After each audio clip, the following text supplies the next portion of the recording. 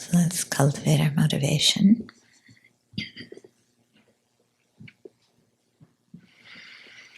It's really important in our lives to be congruent and as much as we possibly can to act according to our values and to act according to what we espouse publicly. In other words, to not be hypocritical and to not be deceptive. So even when we make mistakes, when we contradict our own values or whatever, to be able to admit that and make amends. So like it says in our Posada, that revealing our faults brings peace and happiness, and concealment brings sorrow.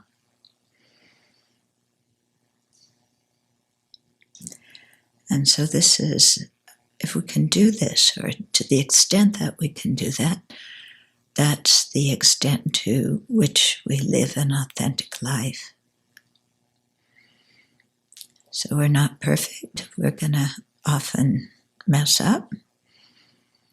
But I think that part of being authentic is opening up and revealing that.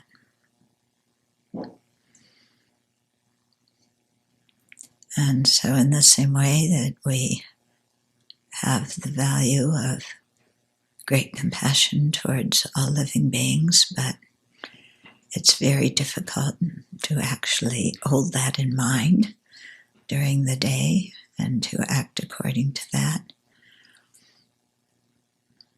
to admit that and then make amends and keep trying.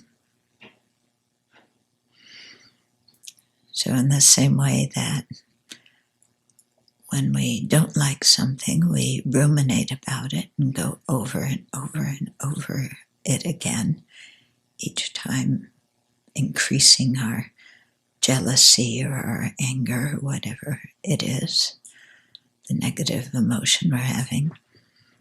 In the same way, we should familiarize ourselves with virtuous states of mind, bringing them to mind again and again and again, and familiarizing ourselves. And so owning when we mess up, and then again, going back to the process of familiarization. And in that way, to progress along the path to full awakening and to be able to cultivate the qualities and the wisdoms that constitute the causes for Buddhahood. So with that kind of motivation, then let's listen this evening.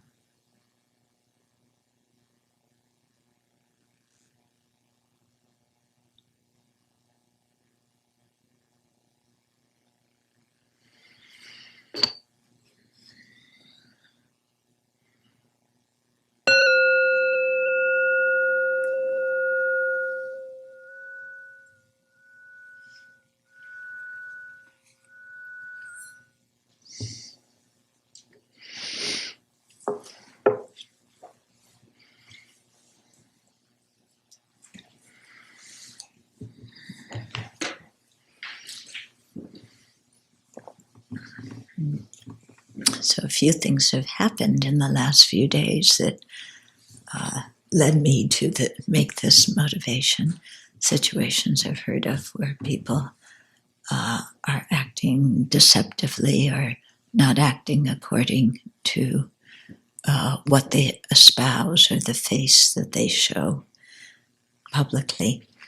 And I was thinking in particular, of some discussions that we sometimes have at the Abbey with people who come here whose family members think in a very, very different way in terms of politics and policies and things like that, and how people have to juggle relating to family members who have quite strong views that don't agree with theirs, and how important it is to remain authentic, but to not be confrontational and combative with these people. Yeah.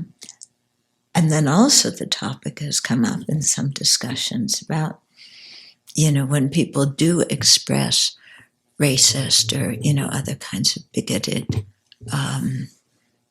opinions, what to say or what to do. Do you just keep quiet, and pretend you didn't hear it? Do you say something and risk the other person getting angry? If you say something, how do you say it? And one of the people at the lunch yesterday, one of our friends who is here, who comes here a lot, she and her husband live in a quite nice part of town, and one of the neighbors' houses were for sale, and they saw somebody that they knew who was driving around in the neighborhood, and they said hello. They didn't know this family very well, but they had lived a few blocks away from where they used to live, and it was a gypsy family, and they said that they were going to make a bid on this house. And so our friend was very excited, and she said, "Oh, good, I can't wait to have you for neighbors. And, when you move in, we'll make a nice party and introduce all the other neighbors to you," because they have like a little community there. And so that was that. So she was quite excited and pleased by that. And then a week or two later, she saw the neighbors whose house was for sale, and their for sale sign had been taken down. And she said, "Oh, did you sell the house, to this family? I'm so pleased, that they're going to be our neighbors." And the people who own the house said, "Oh, we wouldn't do that to you."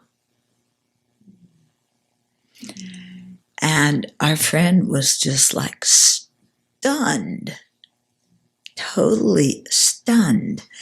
And it wound up that a few of the other neighbors thought like this particular person too. And,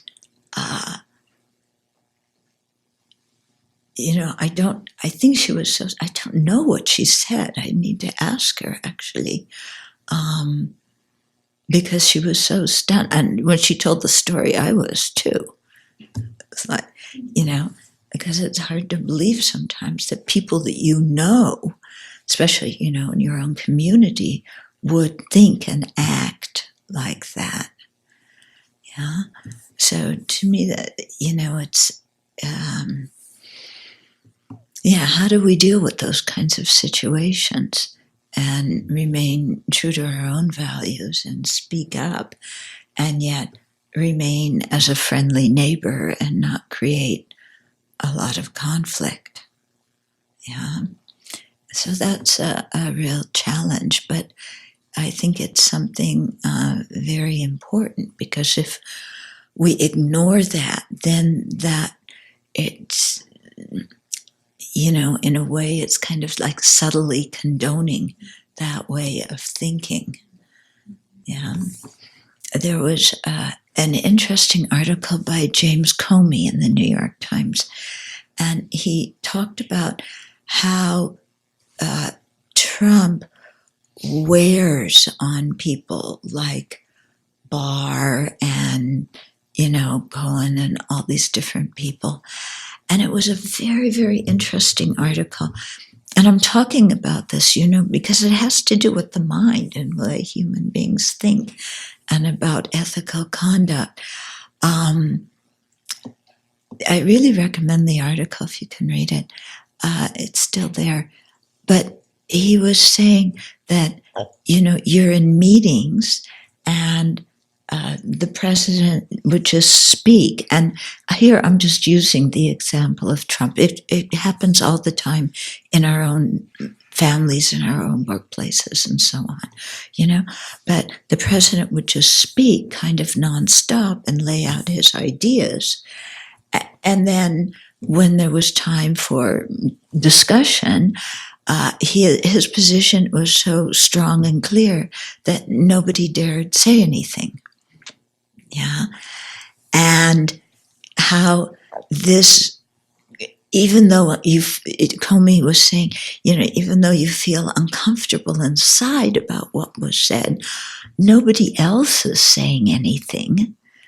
So then you start to doubt yourself, or you think, oh, if I say something, I'm just creating conflict. These people are going to disagree. And after all, he is the president. And so he was explaining how you just subtly get sucked in to thinking that way and behaving that way, even though deep down you don't agree with it. Yeah. And so it was making me think, how many situations in our life do we encounter like that, where we know what somebody's saying or doing isn't right, and but we just keep quiet. I'm not talking about saying something in this situation. He's not doing anything to you, Maitri. If he was doing something bad, then you could say that's not a good thing to do. But he's not doing anything. Kiddie politics.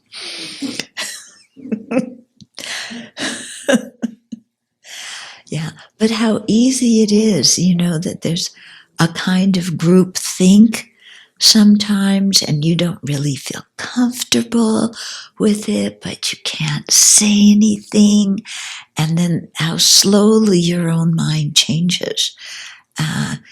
And so Comey was saying this is what happens, what he's seen happen to people who start out as very reputable, competent people in the administration, and then slowly, start sliding down the slippery slope. Yeah.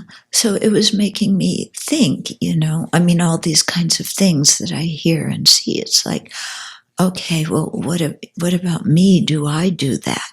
And what kind of situation am I afraid to speak up in?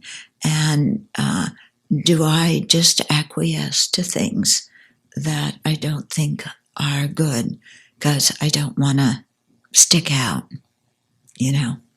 and make a fuss? Yeah, and how that leads to, not being quite authentic. Not that I'm saying we need to, go to the other extreme and just blurt out whatever we think without any thought to how to explain something so the other person can understand it, because we want to communicate. It's not just about, I feel this, blah. It's about, okay, this is troubling. How can I explain it to the other person in a way that they can hear it and understand it? Okay. And, so there's so many areas in our life, I think, where we need to think about that. Yeah, and be truthful.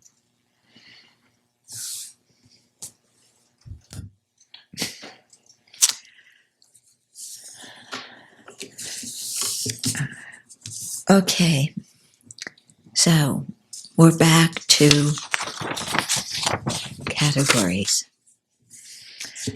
So I have a question for you.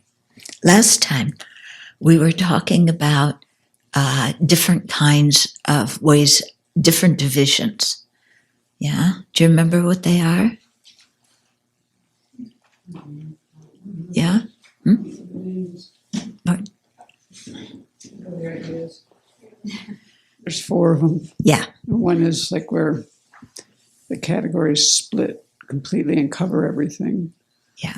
And one is in in illustration, or what's the word for it? Two of them aren't like that at all. One is where things split and not everything is encompassed by it. That's the second one. And then one is, the third one I didn't really understand. It's like making illustrations, if I remember right. And the fourth one was more like nominal. Yeah. Okay, so there's the first one where it's all things and they're divided and they fit into one of the categories that you're talking about. And then the second one was it fits into the categories, but there's some little thing that is part of that whole but doesn't fit into either of the categories. And then the third one was where you might have a few categories, but one of the categories encompasses the other one. Yeah. So the illustration was explicit phenomena and hidden phenomena, because phenomena are divided into those two. But actually, all the explicit phenomena are actually hidden phenomena too, according to the definitions of both of those. And then the fourth one was a terminological division, where not everything that was called that was actually a division of that. Okay? So, I want to ask you a question. What about beings? Okay? Beans. Yeah.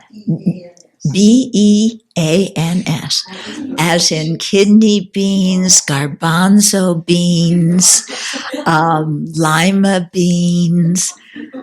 Okay? Okay. Because this is very practical. You'll see. I'm getting to a point. Okay. So when you divide beans, what do you come up with? Yeah, what kind of division is that one? It depends on what divisions you use. Yeah, but give some divisions, make something up, yeah.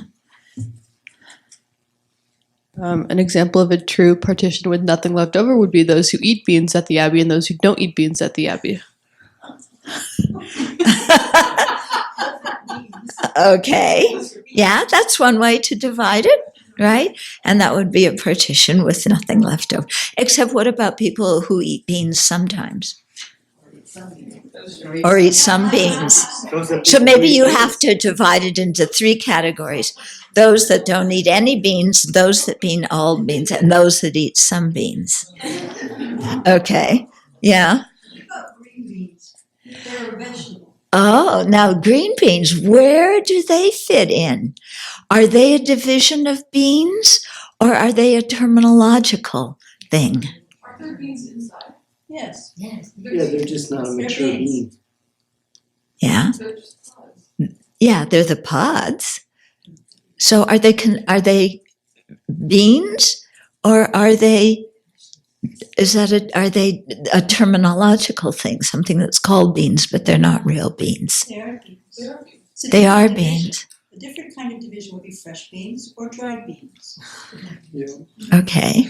Right. So kind of fresh beans or dry. But okay, so we'll include green beans as one type of bean. Fresh beans. Fresh beans. Okay. But if you could, if you divide them into fresh beans and dried beans, but if you can divide them into like kidney beans and lima beans, then can green beans be one of them? Okay. What about garbanzo beans? Yes. Are they beans? Yes. Okay. Okay. Now, soybeans, mung beans, black beans. White beans and brown beans. Huh? But how about lentils? Yeah. What about lentils? Are they a kind of bean? Some people think they're beans. I don't know. Are they beans or are they? No, they're not beans. You sure? Legumes. Legumes. So beans are legumes too. Beans are legumes. Yeah. No, beans are the fruit of the plant, biologically. Okay, so when somebody writes down about foods they eat and they don't eat, and they put beans, okay, when you're the cook, then what does that mean to you?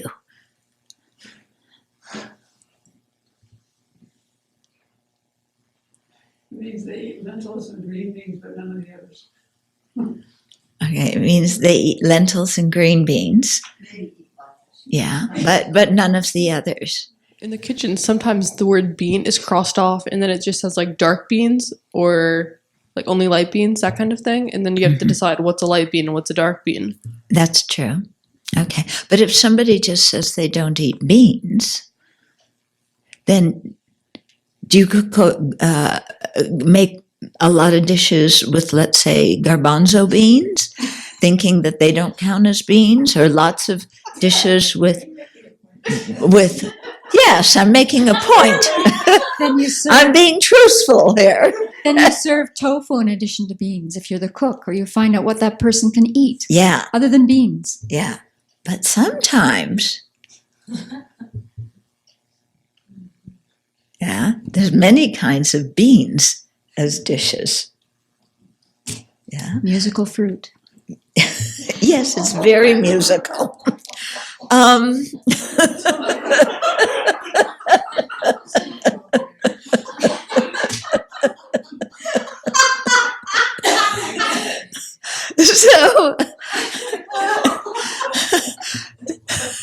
So I'm just trying to just see, kind of when we write things about what we eat and what we don't eat, what does that mean to the people who cook? It means you need a computer to figure out how to keep people. Yeah, we have a computer in the kitchen. Yeah, but it's just interesting. What? No, what? There's no computer. There's no computer. I see one sometimes in the desk. That's individual people bring their computers in. Well, Because they have to online. it's still a computer. It's not there all the time. What, you think under the category of computers, there's no division of my computer and your computer? Yeah. I'm not in the kitchen a lot. Come on.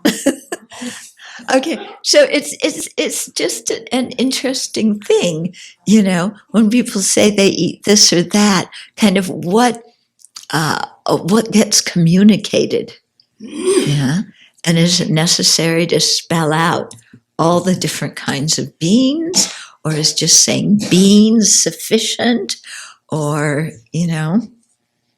like do all people consider? Like you were saying, for you, they would eat green beans and they would eat lentils. Okay. They might eat green beans, but not lentils. Too many times. Yeah, they would eat green beans and not lentils. Yeah, you know me. But what about edamame? What's edamame? You ate a mommy? Did you eat a daddy too? Japanese beans, but the no beans. There's Oh, Soybeans the snow in the beans. fresh soybeans in the pot. Oh yeah, fresh. They're beans, aren't they? Yeah, yeah. Exactly. So you still make them, yeah. You don't make them because what? Soybeans are legumes. Oh. They're all legumes. Beans, peas, cowpeas. They're all legumes. Lentils. Peanuts. So lentils. how do you compare beans and legumes? Three possibilities. Okay, There's so a definition here in the dictionary. okay, of what? Bean. Okay, An edible seed, typically kidney-shaped, growing in long pods on certain leguminous plants, or a leguminous plant that bears beans in pods. So it's a three possibilities. Legumes is the bigger category, and beans is a subset. Lentils is a subset. Okay, we need a biologist here. So, but do you see what I'm getting at here? Like when we say different words, what does it really encompass to different people? And what is it that we think that people eat or don't eat? And do people need to list out everything, every kind of bean they eat or every kind of bean they don't eat? Yeah. It's obviously what's needed. Okay. Yeah. But quite interesting, when we think of categories. And here's something that Christina wrote. This will probably be the last class where we call her Christina. Aww. Yeah. Okay, so she said, I just wanted to share some insights I gained by watching the divisions my mind makes in daily life this past week. I've noticed how the labels I put on objects or categories, I put them into, usually have a layer of moral judgment associated with them. Okay, for example, things I like are good, right, and attractive, while things I don't like are bad, wrong, and ugly. And inherently so, because at the time it doesn't seem possible for them to be any other way. Okay, the goodness and badness appears to adhere in the object. It's clear how such a narrow division of good versus bad locks us into a narrow view of things without any recognition of context, our current mood, or how other people might view the object, or how the object changes over time. Yeah? Which is why it's totally consistent that I eat the steamed soybeans and I don't eat garbanzo beans or kidney beans or black beans or lentils. I'll eat the white beans once in a while, the big lima beans once in a while. Okay, but it depends on context. Like that's what she's pointing out. So you see, I'm totally consistent. Right? Yeah. What do you say? No. Thinking about this further, I realized that although dichotomies like good and bad seem to be a true partition with nothing left over, boy, that's some way to see life. What's the cup? Is it good or bad? They could also be seen as non-comprehensive division with some left over because it leaves out the category of neutral, okay, kind of good and kind of bad, good or bad right at this moment, but not later on, and so on. Yeah. It's true, isn't it? Yeah. I also thought about the friend-enemy-stranger division, how this could be seen as a non-comprehensive division with some leftover because it leaves out categories like frenemy. Could you look that one up? F-R-E-N-E-M-Y. I've never heard it. Is it a word? Yeah, that's a word. Frenemy. She said a kind of friend in name only. Oh, so a terminological friend. Yeah. You see frenemy? A person with whom one is friendly despite a fundamental dislike or rivalry.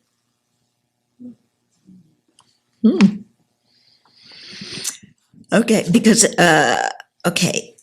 thinking of it as a non-comprehensive division with some leftover, because it leaves out categories like frenemy and acquaintances, strangers I feel an affinity with versus strangers I feel averse to due to some characteristics like their politics or religions, a friend I am currently mad at, an enemy who is currently being nice to me, and Yeah. But it's true, isn't it?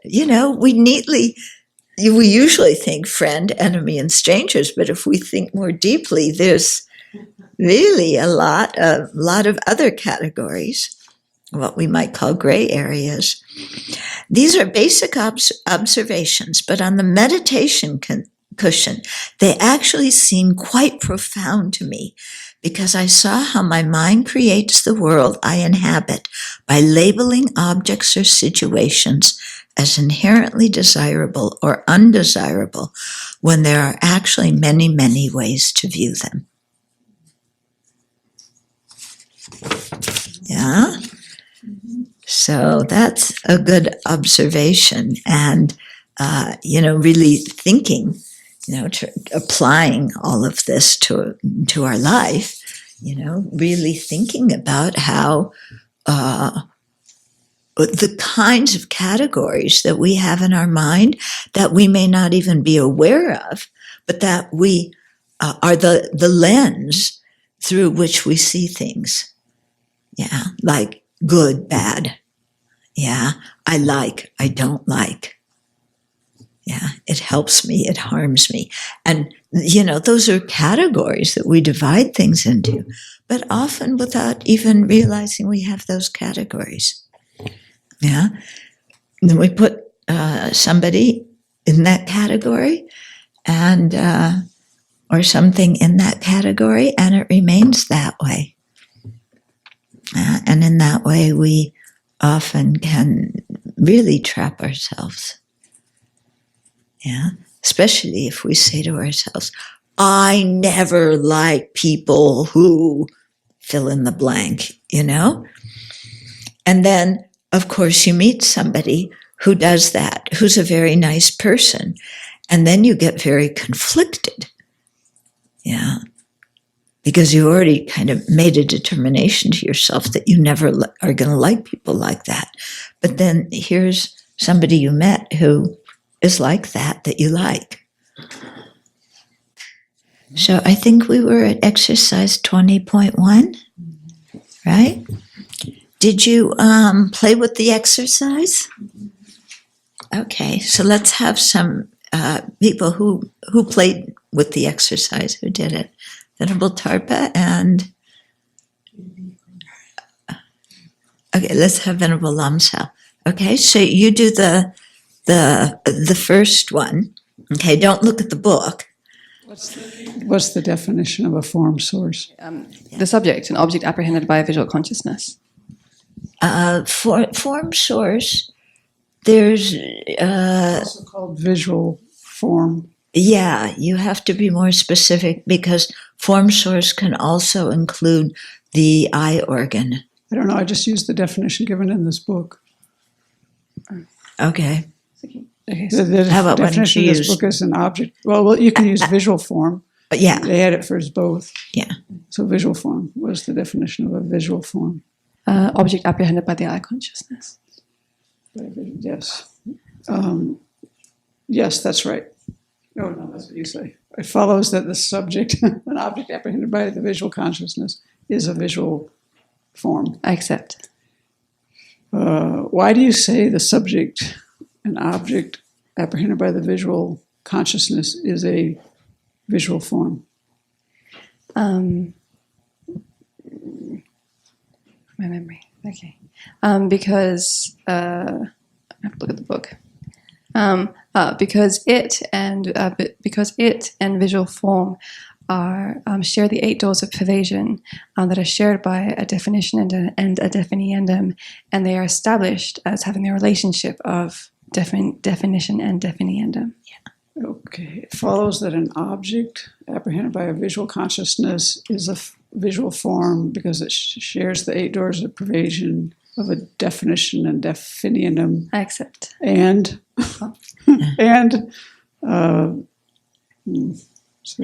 and they share the relationship of a definition and the definiendum. I accept.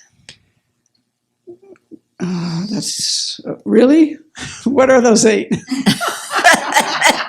The subject whatever is a visual form is necessarily an object apprehended by a visual consciousness. Whatever is an object apprehended by a visual consciousness is necessarily a visual form. Whatever is not a visual form is necessarily not an object apprehended by a visual consciousness. Whatever is not an object apprehended by a visual consciousness is necessarily not a visual form. If a visual form exists, an object apprehended by a visual consciousness exists. If an object apprehended by a visual consciousness exists, a visual form exists.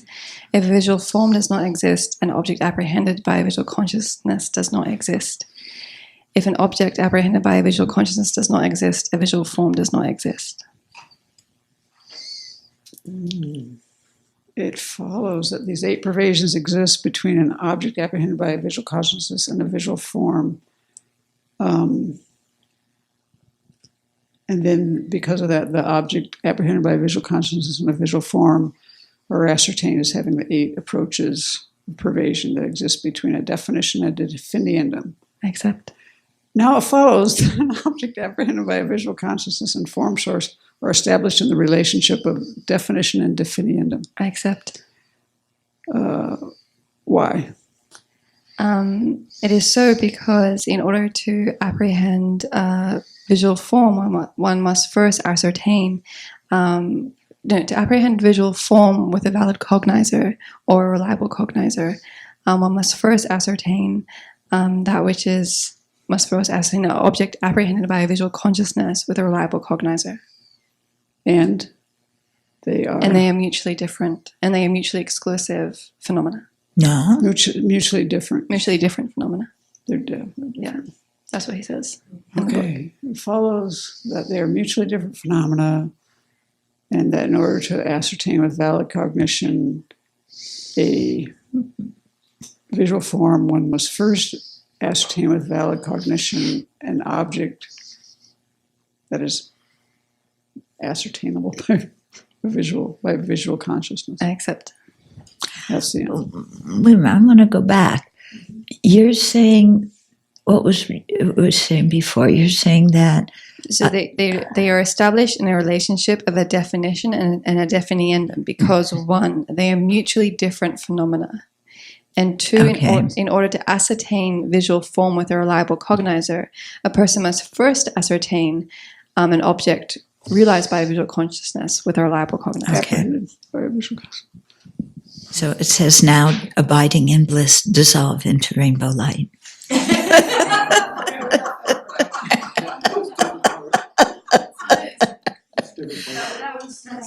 20.2, we're doing 20.1. Oh, you can still dissolve. Yeah? Why do they say you have to apprehend one first and then the other? Why is there that order? Because if I say to you, just like the example before, frenemy. Yeah. If you say to me, frenemy, I go, what in the world is a frenemy? I have no way of knowing what a frenemy is. If you say, oh, it's like how I relate to Joe Schmo. I kind of get along with him, but we have really big differences. Yeah. And I know Joe Schmo and how you relate to him. Then that's something that illustrates the definition of frenemy. And then I go, oh, okay, now I'm a little bit closer to understanding what a frenemy is. Okay. So I have to understand something that fits the definition and understand the definition before I really understand what the definiendum is. Okay? Okay. Who wants to do another one? What's the definition of definition? Does definition have a definition? The subject, that which is a triply qualified substantial existent. It follows the subject, that which is a triply qualified substantial existence is the definition of definition. Except. Why do you say that the subject, that which is a triply qualified substantial existence is the definition of a definition? Because it and definition are established as having the 8 doors of privation, and they are established within the relationship of a definition and its definiendum. Okay, so it follows that that which is that which exists as, or that which is a triply qualified substantial existent and definition are ascertained as having the 8 approaches of privation that exists between definition and Yeah, don't look at your book. You can't look at the book.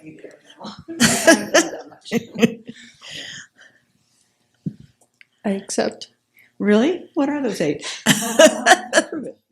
Yes, they are all 8, and they are whatever is a definition is a triply qualified substantial existent. Whatever is a triply qualified substantial existent is a definition. Whatever is not a definition is not a triply qualified substantial existent. Whatever is not a triply qualified substantial existent is not a definition. If a definition does not exist, or if a definition does exist, then a triply qualified substantial existent does exist. If a triply qualified substantial existent does not exist, then a definition does exist. Then a triply qualified substantial does exist. If a definition does not exist, then a triply qualified substantial existent does not exist. And if a triply qualified substantial existent does not exist, then a definition does not exist. So it follows that the 8 doors of privation, you don't have to include the word necessarily. You probably do. Just checking. Okay. It follows that if those 8 pervasions exist between that which is triply qualified, substantial, existent, and definition, then that which is a triply qualified, substantial, existent, and definition are ascertained as having the 8 approaches of privation that exist between a definition and a definition. I accept. Okay. It follows that which is a triply qualified, substantial, existent, and definition are established in the relationships of definition and definiendum. I accept. Why do you say that's the case? Because it and definition are mutually different phenomena, and in order to realize definition, you first must realize with valid cognition that a triply qualified substantial existent.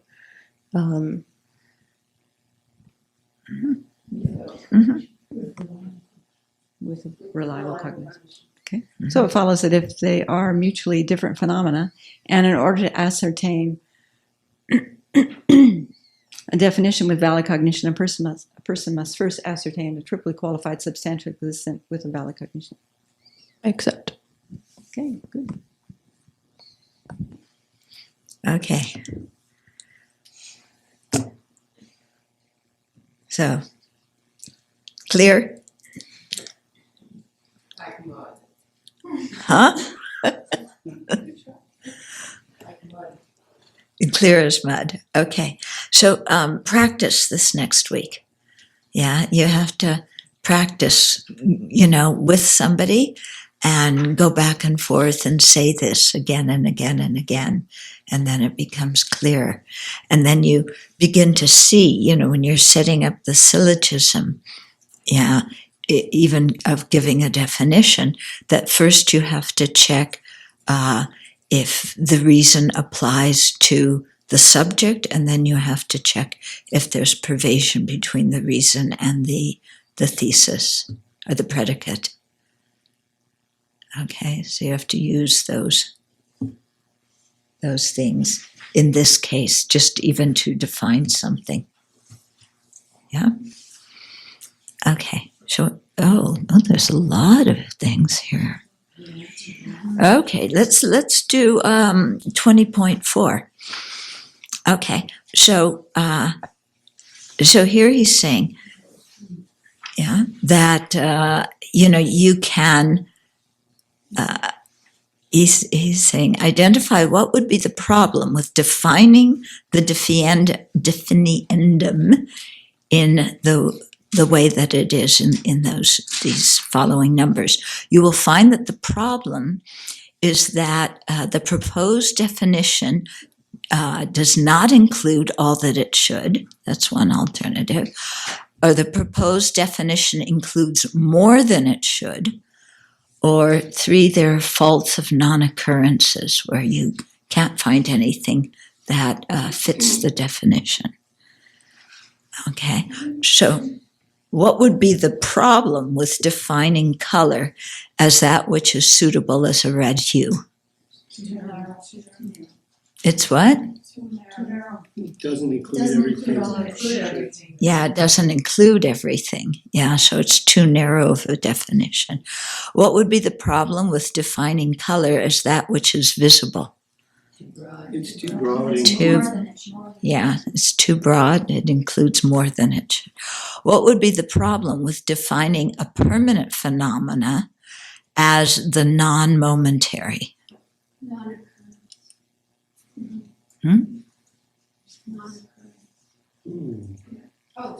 Yeah. What's the problem with defining a permanent phenomena as the non-momentary? You could. It's too broad. It would include non-existence. Yeah, it's yeah. That's the non-momentary. It's too narrow because it doesn't include non-existence. No, it's too broad because it does include. Includes more than it should. Includes more than it should because it would include non-existence. Oh, okay. It needs to be Okay, narrow. yeah, it's too broad. Okay, so what would be the problem with defining a sound as that arisen from the elements? It's a fault of non-occurrence? I think so. There's no sounds arisen from the elements? Earth, water, fire, and air I thought were separate from sound. Yeah, but here when it's talking about elements, it doesn't, I don't think it means just those 4 things. It means those things, combinations of those things that form, like this is something that is, what do they call it?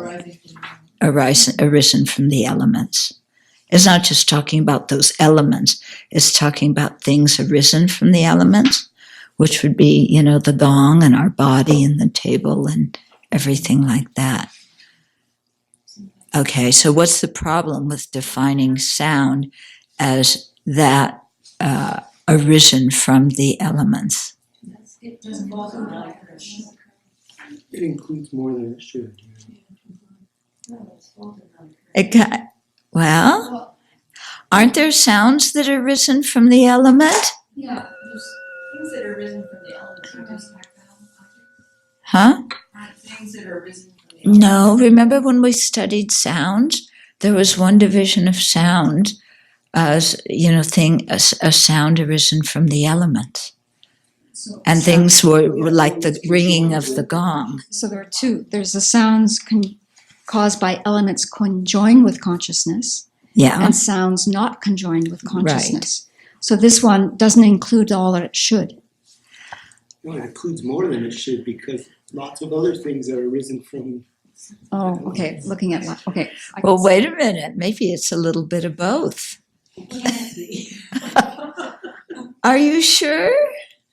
Why can't it be? Okay. So what is there something that is a sound that is not arisen from the elements? No, not according to this system. It says sound is a form, and all form is arisen from The elements? But wasn't there sound? There was sound arisen from, elements conjoined with consciousness. all elements conjoined or non-conjoined. Yeah, Still- conjoined or non-conjoined. Okay. And so, so there's nothing that's a sound that is not arisen from the elements. Is that what you're saying?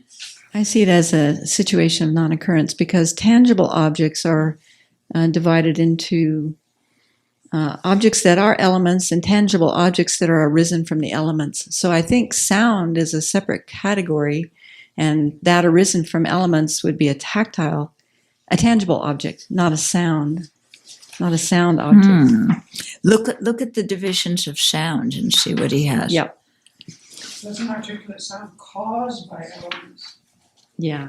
It says There's some Yeah. similarities there, but I think it's really. But isn't caused by the elements, arisen by the elements? If you look at tangible objects, they're divided into tangible objects that are elements and tangible objects that are arisen from the elements, whereas sound is different. It says sound is a ninth potency.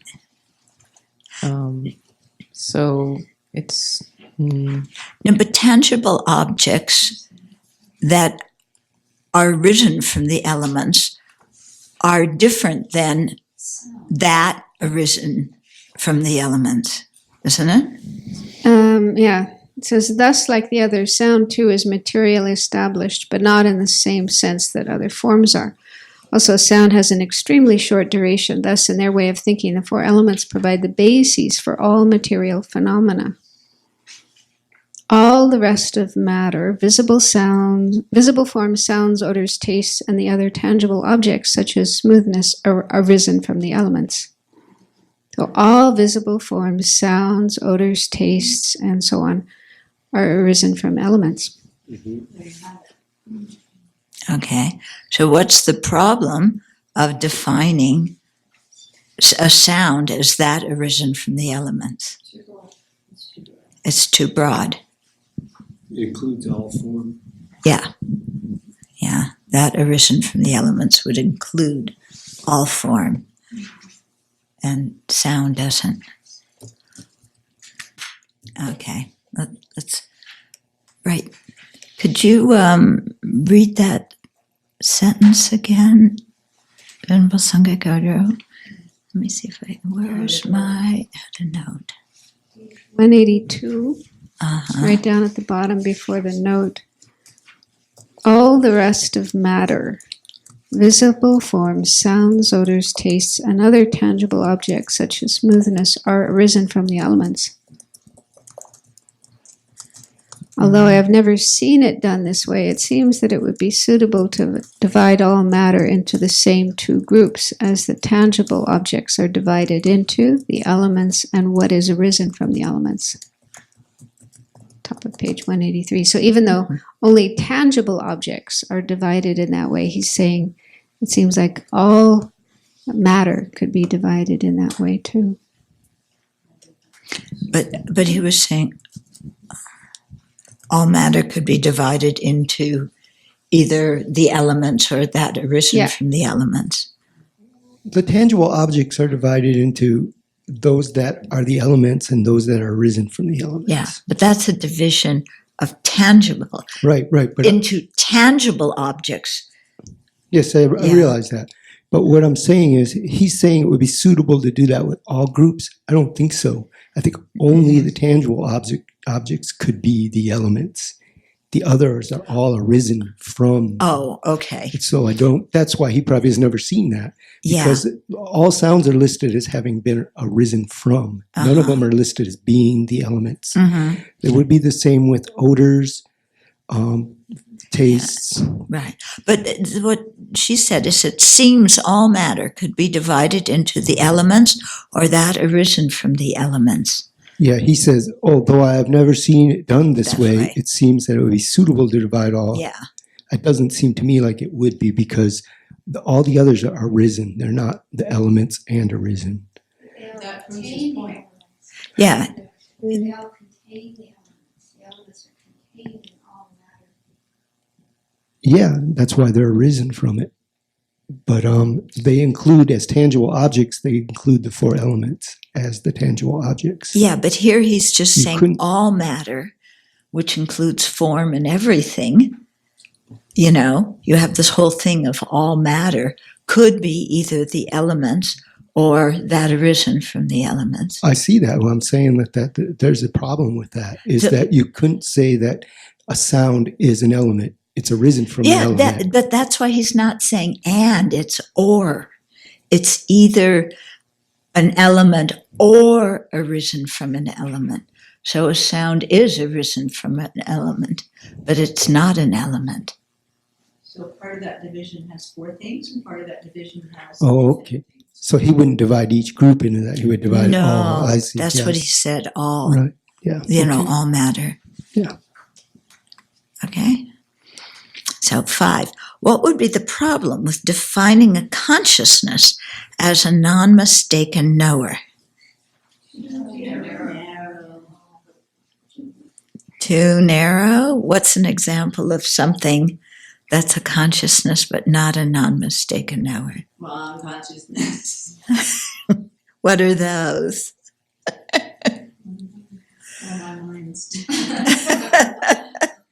Your mind has only wrong consciousnesses? That's an exaggeration. Okay. Conceptual. Hmm? Conceptual. Yeah. Okay.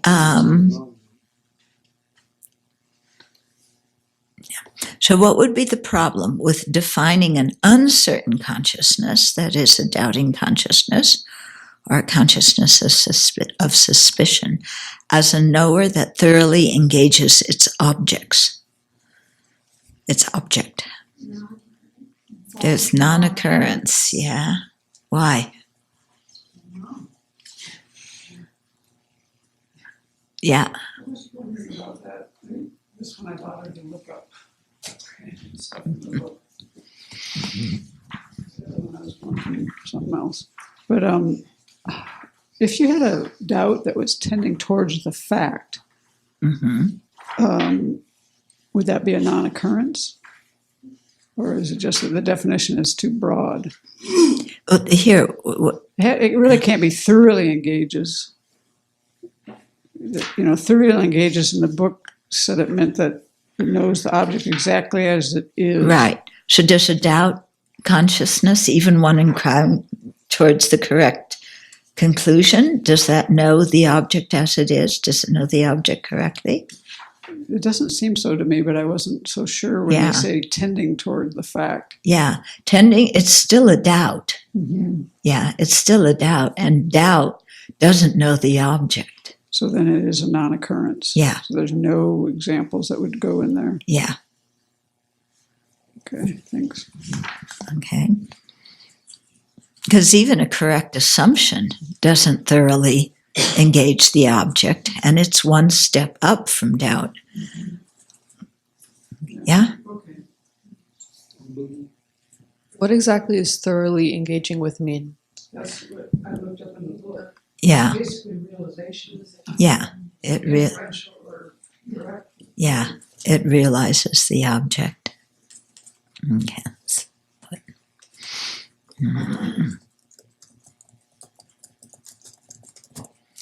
Okay.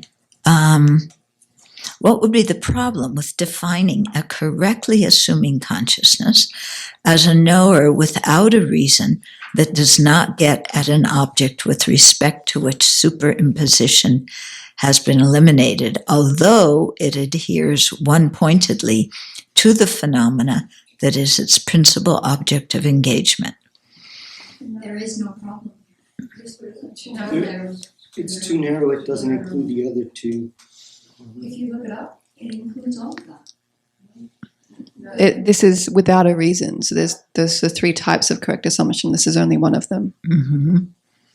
It's correct assumption without a reason, whereas there are 2 other types of correct assumption.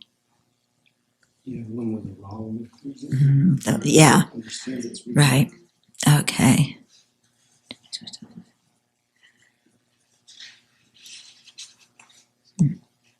Okay. So it's too narrow. What would be the problem with defining a reliable cognizer as a non-mistaken knower free from conceptuality? I was going to say too narrow because not all reliable cognizers are non-conceptual. Yeah. So, yeah. Yeah, it's too narrow. Okay? So this is good. So we should, be aware in our lives as we go through things, how we define certain objects, and check with other people if they define them in the same way, because we may have an idea of something that's too narrow or too broad, like our discussion with beans showed. what people considered beings. Some people's definition was too narrow, some too broad. Actually, we never know. We never figured out what exactly is a being. Yeah. But we know that it's not a thing of non-occurrence because there are beings. Okay. So then he gave you an exercise, take something that you are familiar with and try to list all the divisions of that type of thing. And as we started out with the beings, we came out with many ways, what is eaten at the Abbey, what is not eaten, So many ways to categorize one major thing, many ways to divide it. Okay, shall we go on to one and different? Okay, so there's an important division of established spaces into the two, phenomena that are one and phenomena that are different. This division is a true partition with nothing left over. Every existent and every group of existence we may speak of are included in one or the other, but not both, depending on what we refer to. This also includes established base itself. So one may also be described as one, meaning, can also be described as a singular phenomena. The one or the singular phenomena is defined as a phenomena that is not diverse. Okay, so here diverse means, it can mean many, If a phenomena is not diverse, it must be singular. Diversity requires duality or multiplicity. An example of one or a singular phenomena is a pot. Different or different phenomena are defined as phenomena that are diverse. Now here, they divide it into one and different. Sometimes they divide it into one and many. And the way it's explained can be different, especially when you, because this comes up a lot when you're investigating, analyzing to realize emptiness. For example, to see whether the person is one or different from the aggregates. Yeah. And so there, one or different is meaning, is it the same? Is it the same? Yeah. Or are they diverse phenomena? But another way, which Jeffrey accentuates a lot, is making it one or many, where one just means the number one, singular, and many means it's more than one. So kind of like a number wise. So just so that you're aware that sometimes when you find this vocabulary of one and different, it can also be translated as one and many, and it can be considered differently. Yeah.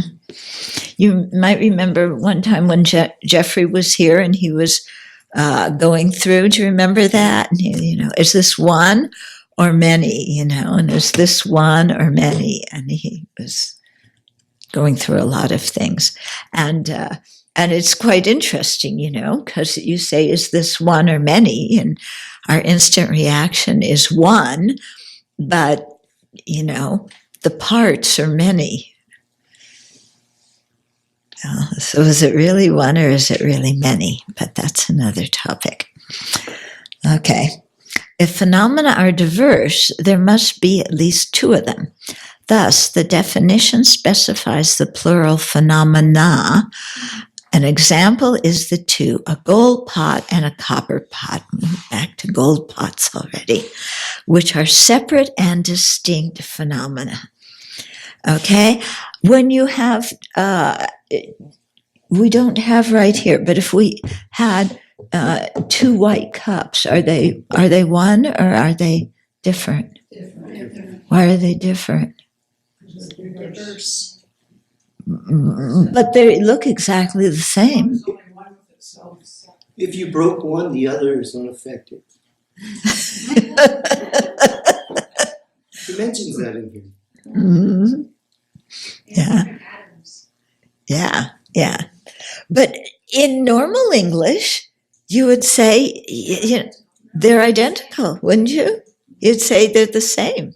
Same is the same as one in this system. Yeah.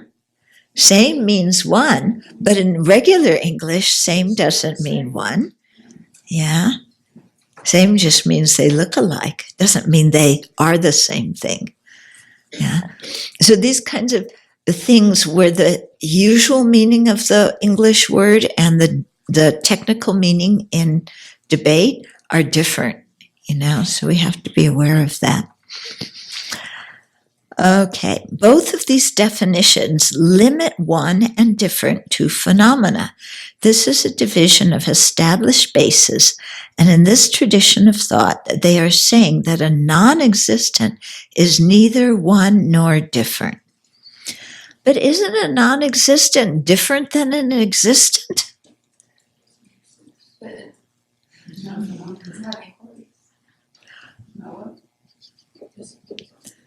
Non-existent doesn't have any qualities, so you can't say that it has the quality of being different from an existent. Well, yes, it does, because an existent has qualities and a non-existent doesn't. So they're different. The definition is phenomena that are diverse. Yeah, so why isn't non-existent a phenomena? There are many things that are non-existent. We talk about them all the time. It cannot be. Phenomena is something that holds its own entity and a. What does that mean, hold its own entity? It holds an entity? What do you mean? What does hold an entity mean? Phenomena is mutually inclusive with existence, according to the definition. Yeah. So it's wrong. You can't observe a non-existent with a reliable cognizer. What? You can't observe a non-existent with a reliable cognizer. But you can sure talk about them. And you can vote for them. And you can devote your whole life to them. I think non-existents are very powerful. Yeah? I mean, look at inherent existence is non-existent, but we devote our whole life to it, to thinking, that way. Yeah? And when you fall in love, that person is perfect. Yeah? No faults. Yeah? Then that's the right cognizer, isn't it? For a while.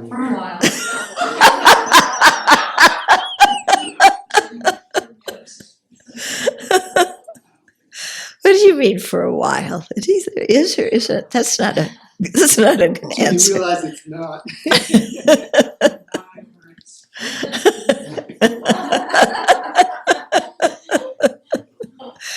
Oh, Anna, we're shocking you. I'm sorry.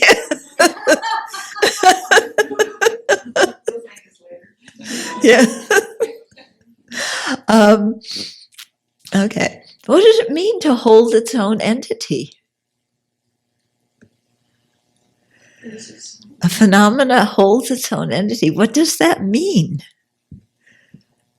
Well, in this system, isn't it that they believe that objects actually have an inherently existent quality that makes it? So, no, but even Prasangika say phenomena hold their own entity. So conventionally, they have specific qualities that we label onto the definition. But it says they have specific qualities, but they hold their own entity. An entity is one thing, and qualities or characteristics are many things. That means it holds its own entity. It is itself. We should ask our teacher.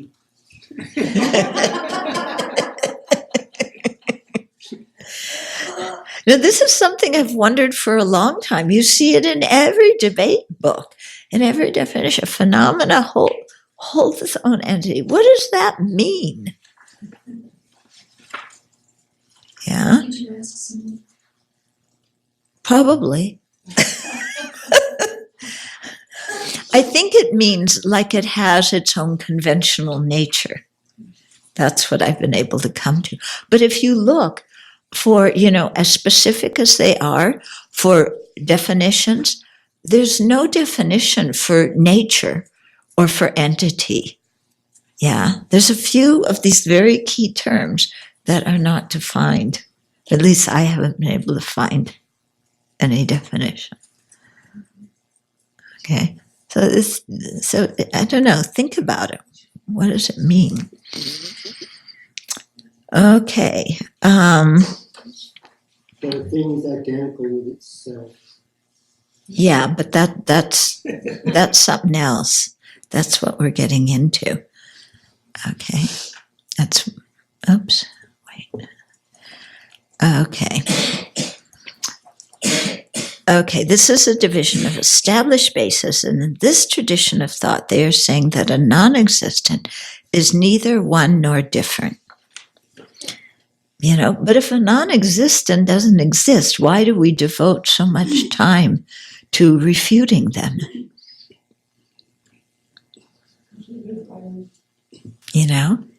If they're defined as things that don't exist, then we should know that they don't exist. Then we shouldn't have to refute them. So why do we spend so much time refuting things that don't exist? We don't know. Cloaked in ignorance. Yeah, because we have mental states that exist that grasp at these things as existing. Okay, so when we refute inherent existence, we're not trying to eliminate inherent existence and make it go away, because it never existed.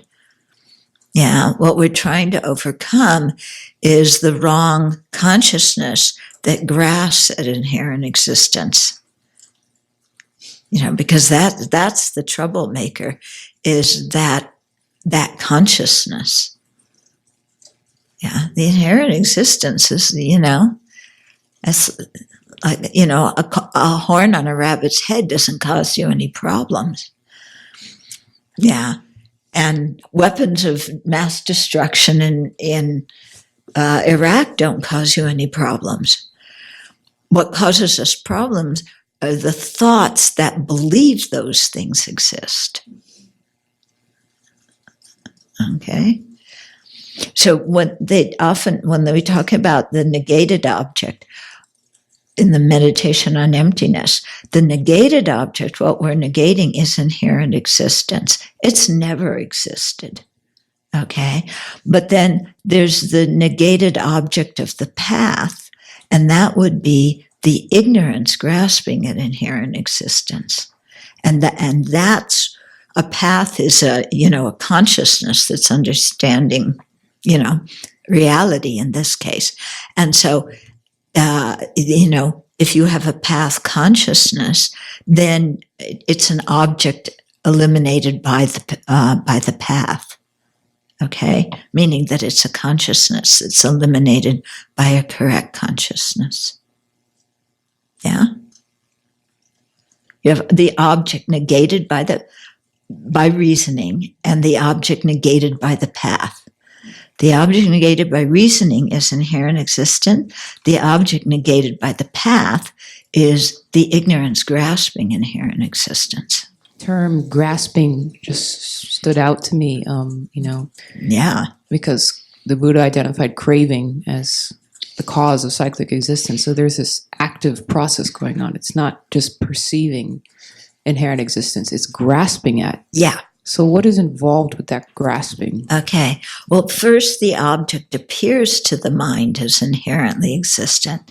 There's that appearance, and then the mind assents to that appearance. The mind says, yes, indeed, that is how things are right.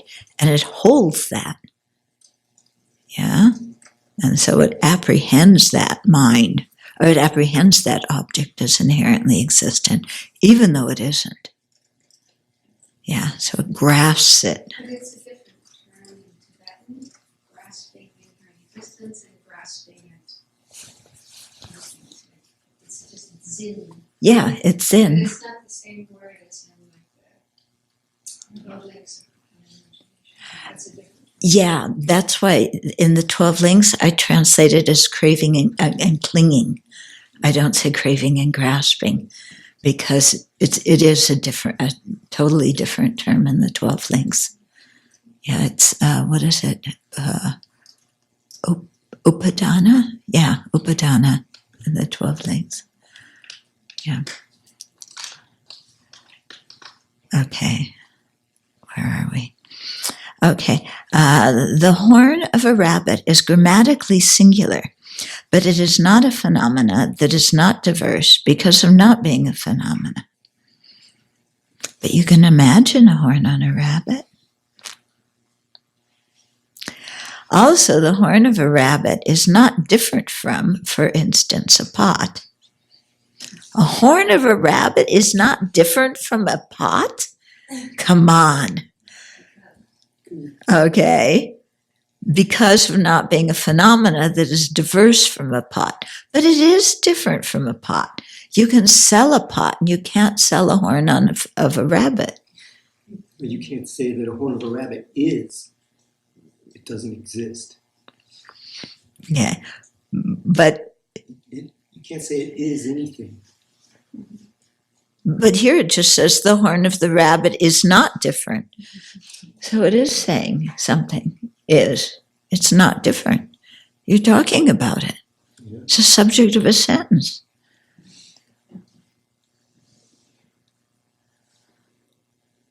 Okay. Anyway, think about it.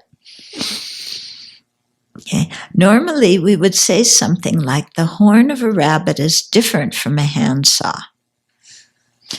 And that is true enough. But the horn of a rabbit does not have the quality of being different from a handsaw. But he just admitted you could say the horn of a rabbit is different from a handsaw. It does have a quality. In normal language, in debate language, it doesn't. Okay, that's what I'm getting at. So it doesn't, but the horn of a rabbit does not have the quality of being different from a handsaw, and it is not a phenomenon that is diverse from a handsaw. What does not exist is neither one nor different. But they say that a horn of a rabbit is empty of inherent existence.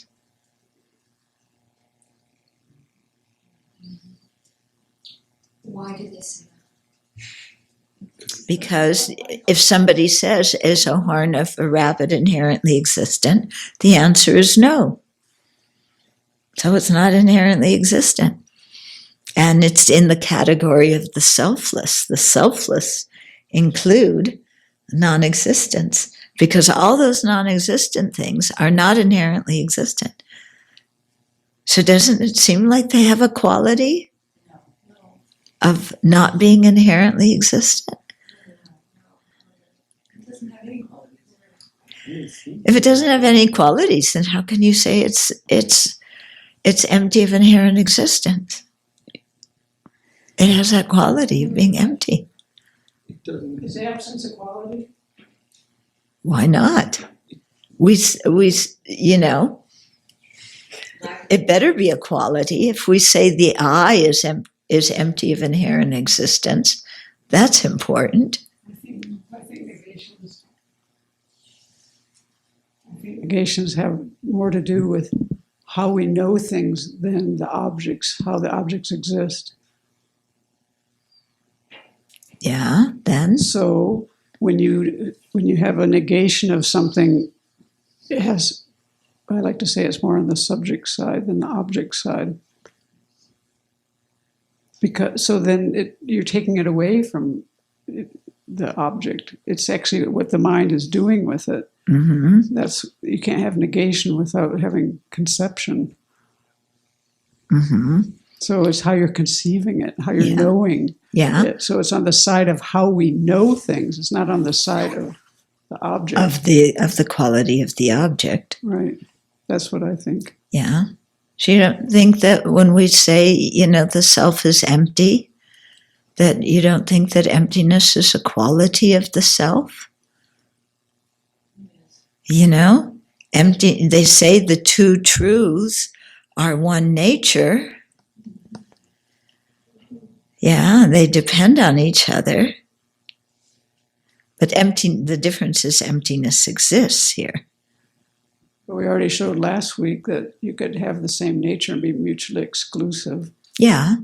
So that means that whatever falls in one category doesn't have to is it the two categories are not even touching. Yeah. It's just something to think about. You know, why can't we say a non-existent? Yeah. Saying a non-existent exists sounds weird. But when you consider how much attention we pay to them, anyway, think about it.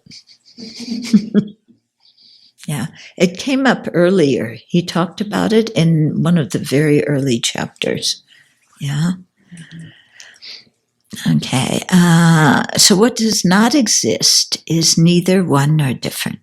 The definitions for one and different in general may be applied to any particular phenomenon to generate definitions of what is one with that phenomena and what is different from that phenomena. So these can be extended endlessly. For instance, the definition of something which is one with sound is a phenomena that is not diverse from sound. Okay.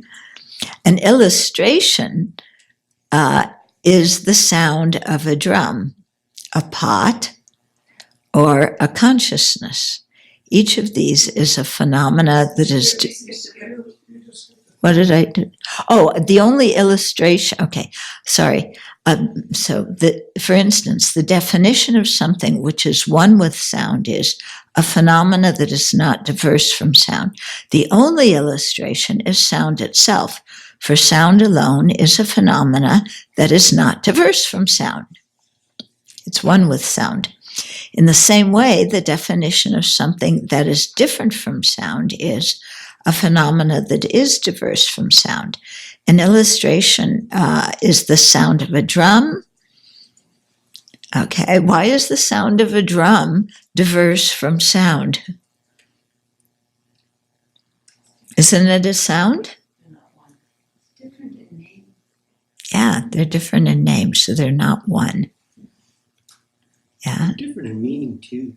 It means only a certain sound. Of course, sound means a lot of things, yeah. But it sounds funny, isn't it? You know, a phenomena that is diverse from sound. An illustration is the sound of a drum. Sound of a drum is diverse from sound. You know, again, in regular English, we would say the sound of a drum is sound. Okay, but in debate language, you can't say that. Okay, so an illustration is the sound of a drum, a pot, or a consciousness. Each of these is a phenomena that is diverse from sound. Both one and different are permanent phenomena.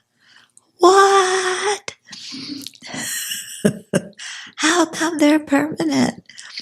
Of course, this does not mean, this is an important point, this does not mean that whatever is one is permanent, or that whatever phenomena are different are permanent. Okay, but that in and of themselves, one is permanent and different is permanent. Okay, so in the same way, the definition is permanent and definiendum is permanent. But whatever is a definition is not necessarily permanent, and whatever is a definiendum is not necessarily permanent. And I was thinking about it, and do you remember some time ago in our class with Jeffrey, we were going over instance and generality and wondering whether generality was permanent or impermanent, because we were finding different ways in which it was spoken of. So in thinking about it, my idea is that instance and generality, just like one and different and definiendum and definition, when talked about as a single item, they are permanent. But whatever is an instance or whatever is a generality is not necessarily permanent. There's many impermanent things. Yeah, so I think that would solve the problem that we had. Do you remember that all that many months ago? Sometimes abstract singulars. Yeah. That term seems to help too. Right. Sometimes it calls it abstract singulars. Right. It doesn't use the word category. Yeah. So it's like when you say definition or definiendum, yeah, if you're referring to them, yeah, as an abstract singular phenomena, then definition is not a definition. Definition is a definiendum, right? But whatever is a definition is not necessarily,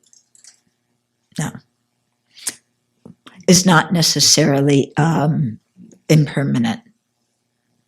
Yeah, because there's many things that are definitions that are impermanent. So you could look at the word definition as just an abstract singular. Yeah, or you can look at the word definition as like a generality of which there's many things that are instances of it.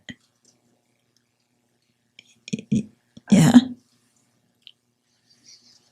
Why is the abstract singular permanent? Because it's something created by thought only. Yeah. Okay, and because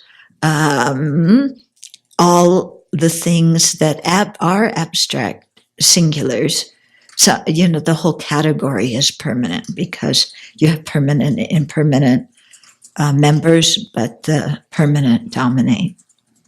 Yeah. Well, so the abstract singular though is different from the category, but both are permanent. The abstract singular is permanent because it's a conception. We get at it through meaning, conceptual appearance, and the category is permanent because of that rule. No, the category. Okay, if we have the word pot, okay, if we're looking at pot as a definiendum, okay, then it's a triply qualified and imputed existence. But everything that is a pot is not a triply qualified and imputed existent. Everything that is a pot is a triply qualified substantial existent. Yes. Okay. So how you're looking at pot as just as a abstract singular, or pot as a type of phenomena, makes it's different ways of using that word, and it has different meaning. Okay? Yeah. So in the same way, the generality pot, yeah, everything that fits into the generality of pot is impermanent, and I think that generality too must be impermanent. Yeah. But generality itself is permanent. Yeah. So something like that. Okay. Oops. Should we stop here? I'm feeling like people's energy is deflated. Yes. Well, since I'm not getting any answer, I guess your energy really is deflated. Okay. Yeah. Can I ask a question? Sure. Uh-huh.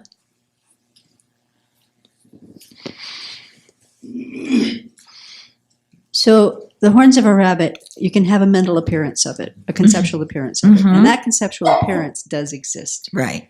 But the phenomenon that it's referring to does not. Right. So if you have a temple, the conceptual appearance of a temple is in your mind, but the temple is non-existent at the moment. Right? So it's a our temple is a non-existent phenomenon. At the moment, but our temple is a future phenomena. Uh-huh. And a future phenomena is an affirmative negation. So, and affirmative negations are impermanent. Affirming negations are Yeah, impermanent. permanent. Remember when we talked about the three times? Okay. So what's getting affirmed is there's going to be a temple. What's getting negated is not all the causes for the temple have come together. But you can't say the temple is totally non-existent, because if it were, we could never build it. Okay, so it does not have its own entity now, but that doesn't mean it's totally non-existent. It exists, it just doesn't exist yet. Yeah, it's a future phenomena. So that would be true of any creative. So you have a tune in your head. It's not a song yet, but this too is nothing. It's totally non-existent, but it is a conceptual appearance in your mind. Okay. Yeah, all the observed objects of conceptual appearances are not non-existent. Yeah. They do exist. Yeah. But the object doesn't exist. It's a future object. I get it. Now, the future object doesn't exist now, but the future object exists. If it was totally non-existent, you could never produce it. It could never arise. Okay? And if you never, say you had the ingredients for a cake, it's a future cake. Mm-hmm. And then something happens with those ingredients, so you never do make the cake. Mm-hmm. So then it never did exist as a future cake. No, it existed as a future cake for a while, and then it stopped existing. Before it ever became actual The existence. future cake stopped existing. So it's just a conception and a hope and some No, it's miscellaneous a ingredients. non-affirming negation. Yeah. And a non-affirming negation is an impermanent phenomena, according to Prasangika. According to the other schools, they say it's permanent. But if a future object is permanent, then how can it ever come into being? Okay. So as long as the causes and conditions are there, you have the future cake. When the causes and conditions cease, then you no longer have the future cake. And the future cake is not some fully made cake that's sitting out there in space that's suddenly going to pop into appearance. Okay? And the future cake is not just your imagination. It's an impermanent phenomena. It's more than just a conceptual appearance. It's an impermanent phenomena. Okay? Yeah?